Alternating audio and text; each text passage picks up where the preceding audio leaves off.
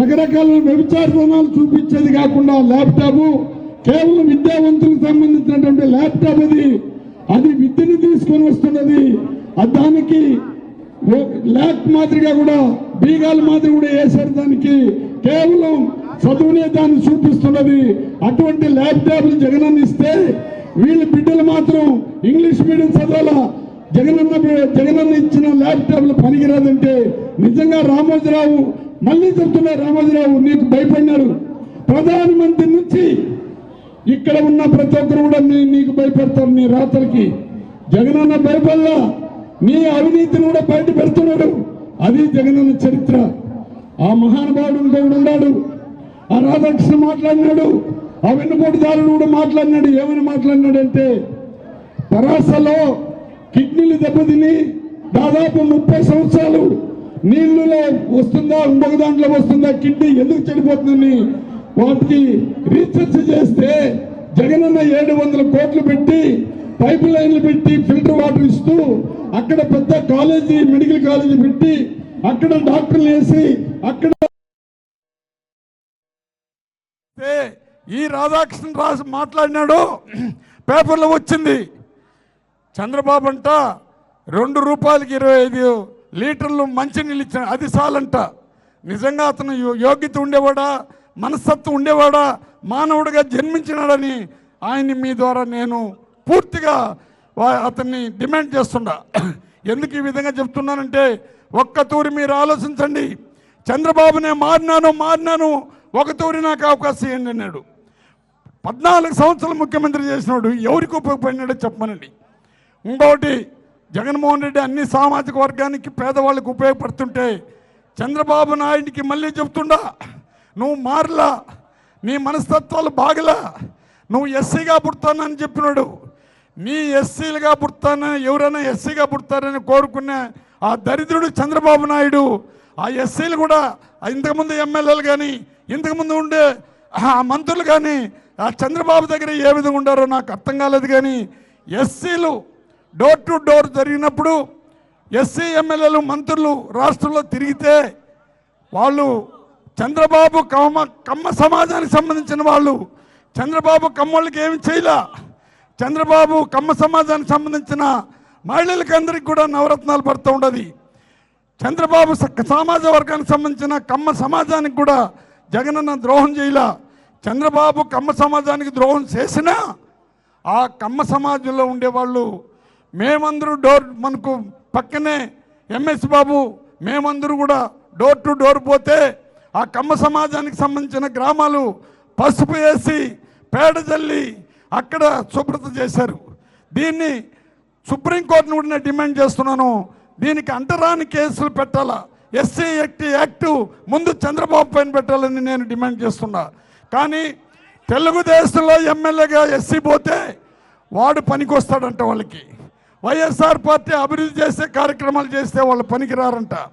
ఇంకా ఈ వర్షం కూడా మీ అందరి యొక్క చల్లని దీవెనలు కూడా మన వెంకటయ్య గౌడ్ గారికి ఇచ్చి మనకందరికి కూడా రాష్ట్రానికి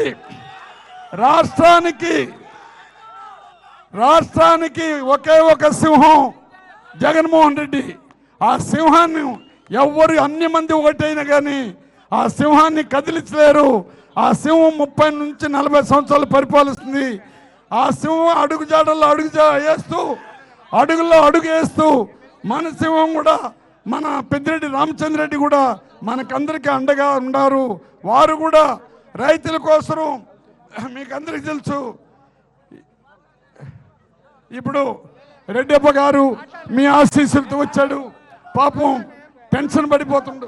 ఉండండి, మీరు 2వ తూరి కూడా ఆయన ఆశీర్వదించాలా. అందరూ వర్షం నిలిచిపోయింది. నువ్వు కూడా వాళ్ళతో మాట్లాడు. మా క్లాస్మేట్ రెడ్డప్ప ఖచ్చితంగా ఇప్పుడు మాట్లాడాల్సిందిగా కోరుకుంటూ మీ అందరి దీవెనలు 175 నియోజకవర్గంలో 175 నియోజకవర్గంలో మన ఇక్కడ వెంకటయ్య గౌడ్ నిలబడినా మన రెడ్డప్ప వచ్చిన అన్ని నియోజకవర్గంలో జగనన్న నిలబడుతున్నాడు. జగనన్నకే మన ఓటు. జగనన్న వల్ల మన తలరాతల్లో మారుతుందని ఆలోచనతో పెద్ద ఎత్తున ఓటు వేసి గెలిపించాల్సిందిగా ప్రార్థిస్తూ నా క్లాస్మేటు, నా యొక్క ఆత్మ, నా అభిమాని మీతో 2 నిమిషాలు మాట్లాడుతుందిగా వారిని పదే పదే వేడుకుంటున్నాను.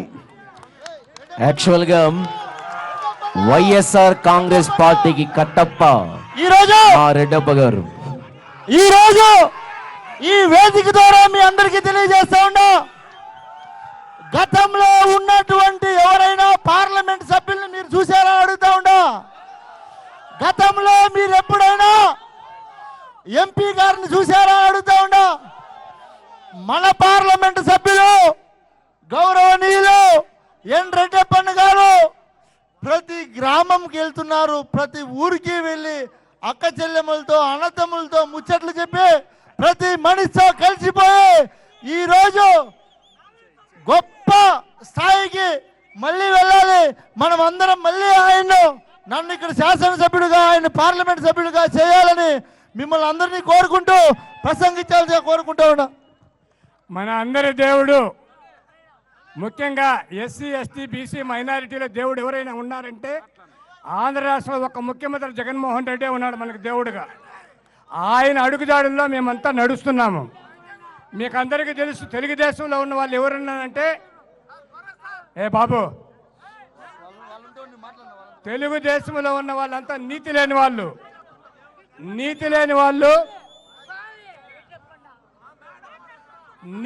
వాళ్ళు ఉన్నారు. కాబట్టి జగనన్న పైన అవాకులు చవాకులు చేసి మాట్లాడుతున్నారు. అలాంటి వారి మాటలు మీరు నమ్మద్దండి అని చెప్తున్నాను.